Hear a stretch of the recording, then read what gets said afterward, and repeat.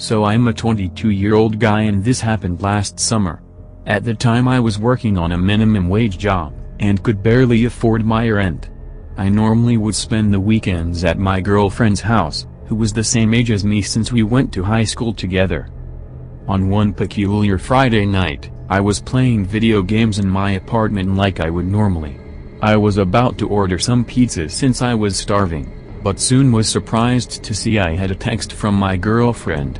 For privacy reasons, I will refer to her as Jess. The text read, "Come over, my parents aren't home," with a smiley face at the end. I found this surprising since she was supposed to be out with her friends at night, but of course I wasn't going to lose a golden opportunity. I texted back with, "I'll be there in no time," with a winky face at the end. Jess read the text immediately, but didn't respond, just left me on scene. This was unusual of her, but I didn't think too much about it. She lives nearby, it's a short 15-minute walk, so I was there almost instantly. When I got there, I noticed all the lights in the house were off, as it was filled with complete darkness. This was a clear red flag that for some reason I chose to ignore. I guess I must have thought she was playing a prank on me or trying something new. I knocked on the door with a smile on my face. I waited for what felt like an eternity. No one opened the door. I didn't hear a single sound inside neither. So I knocked again. But just like before, there was nothing. I decided to text her because maybe she didn't hear me. "I'm here, lol," I messaged her. The text was seen within seconds. But for some reason, she didn't reply. I followed up with, "I'm waiting, haha." She didn't respond to this one either. She wasn't even typing. I thought that maybe she just left her screen on, so I called her. I could hear the phone ringing from inside the house. But still, no one picked up and I didn't hear any sounds coming from inside. This is when multiple red flags started popping in my head.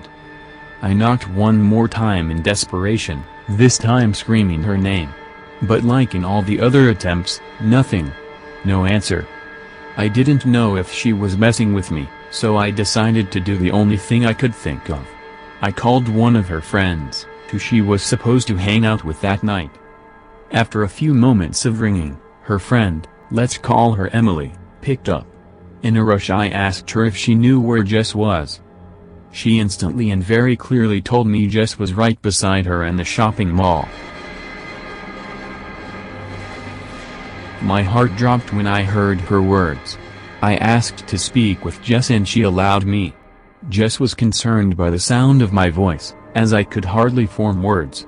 I asked her who sent those texts. She didn't respond, just sounded confused and asked, "What texts?" That's when the hair on my back stood up.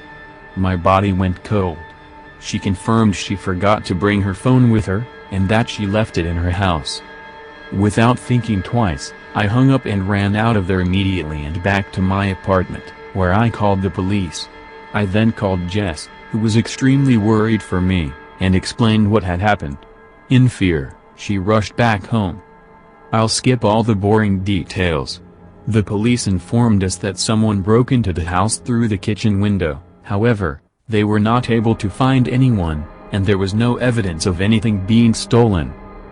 When her parents returned, they were furious at her. I let her spend the weekend at my apartment instead.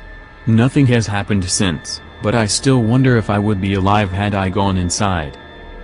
I guess the moral of the story is, you never know who you're really talking to.